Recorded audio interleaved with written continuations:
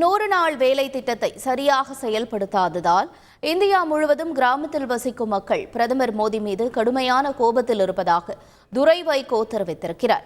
திருச்சி தொகுதி மதிமுக வேட்பாளர் துரை வைகோ ஸ்ரீரங்கம் சட்டமன்ற தொகுதிக்கு உட்பட்ட பல்வேறு பகுதிகளில் தீவிர பிரச்சாரத்தில் ஈடுபட்டார். அப்போது திறந்த வாகனத்தில் நின்றபடி பேசிய அவர், கடந்த 10 வருடங்களாக 100 நாள் வேலை திட்டத்திற்கான நாட்களையும் குறைத்து நிதியையும் குறைத்து விட்டார்கள்.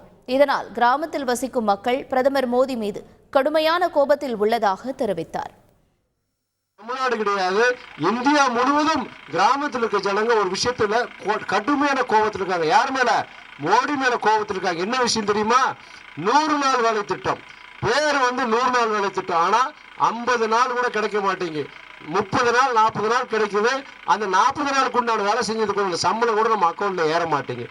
இங்க தமிழ்நாட்டில் மாத்திரம் கிடையாதுமா, இந்தியா முழுவதும் கிராமத்தில் இருக்க ஏழை ஜனங்க குடிப்ப தாய்மார்கள் மோடியை திட்டுறாங்க.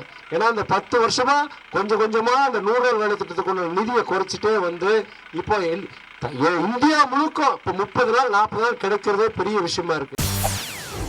செய்திகளை உடனுக்குடன் தெரிந்து கொள்ள உடனே சப்ஸ்கிரைப் பண்ணுங்க.